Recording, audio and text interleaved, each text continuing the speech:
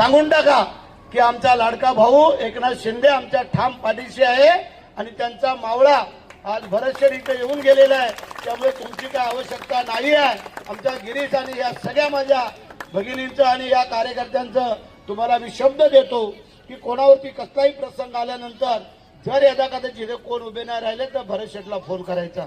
माझे कार्यकर्ते इथे आहेत, पदाधिकारी आहेत, कारण आम्ही जो आलेलो आहोत ते आज पक्ष संघटना त्यासाठी आलेलो आहोत। आज पक्षाचे उमेदवार तुम्ही निवडून दिल्या, पक्षाची जबाबदारी आम्ही घेऊन जाऊ आणि तुम्हाला पुन्हा एकदा माझ्या आज लाडक्या बहिणीने मला सांगावं मिळतात का, बरोबर आहे। त्यानंतर आता आम्ही नवीन योजना तुमच्यासाठी ज्या आमच्या गरीब महिलांच्या मुली ज्या काय उच्च शिक्षणापासून वंचित राहतात त्याला मोफत शिक्षण द्यायला सुरुवात केलेली आहे। कित्येक महिलांना माहिती नसेल, हे पण आपल्या एकनाथ शिंदे साहेबांनी केलं। एसटीला अर्ध तिकीट एकनाथ शिंदे साहेबांनी केलं, 1,500 रुपये एकनाथ शिंदे साहेबांनी दिले आणि 6,000 रुपये शेतकऱ्यांना पंतप्रधानांचे मिळतात आणि 6,000 रुपये एकनाथ शिंदे साहेबांनी केले, असे 12,000 रुपये।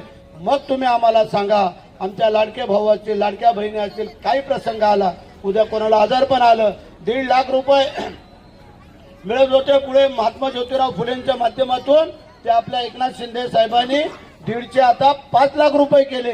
5 लाख रुपये जर एखादं ऑपरेशन करायचं असेल तर त्याला आम्ही देऊ शकतो आणि म्हणून तुम्हाला आज सांगतोय की आम्ही जे काही मतं मागतोय ते अशीच मागत नाही आहेत। ज्या लाडक्या भावाने केलेले तुम्हाला जे काय संकटाच्या वेळेला धावून आलेले आहे, आता आमच्या या संकटा वेळेला तुम्ही धावून या आणि नंतर सांगा की आम्ही त्याची परतफेड केली। जशी आमदारकीला तुम्ही केलीत तशी आम्हाला पुन्हा एकदा या महानगरपालिकेच्या या नगरसेवकांसाठी तुम्ही करावी अशी माझी तुम्हाला विनंती आहे। समजत असेल की कोकणी समाज हा त्यांचा बालेकिल्ला, तर ते आता त्यांनी विसरावे।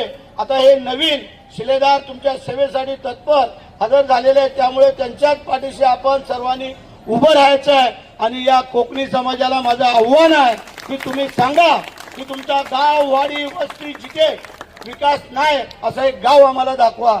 मग आता आम्ही का हाक मारून सांगतोय, आम्ही का हक्काने आलोय, आमची माणसं म्हणून आम्ही इथं हक्काने आलोय आणि आपले जे काही उमेदवार आहेत ते हक्काचे उमेदवार आहेत, काम करणारे उमेदवार आहेत, अडीअडचणीला उभे राहणारे आहेत, तुमच्या वेळेला धावून येणारे उमेदवार आहेत आणि म्हणून करता आम्ही इथं आलेलो आहोत। म्हणून तुम्हाला पुन्हा एकदा सगळ्यांना मनापासून धन्यवाद देतो, तुमचं अभिनंदन करतो, कारण वेळ संपत चाललेला आहे। सामना संपायला शेवटची 2-3 मिनिटं राहिलेली आहेत आणि माझे आता शेवट शब्द संपायला पाहिजे, परंतु पुन्हा एकदा तुम्हाला चारही उमेदवारांना धनुष्यबाणाच्या समोरचं एकच निशाणी आपली आहे, धनुष्यबाण।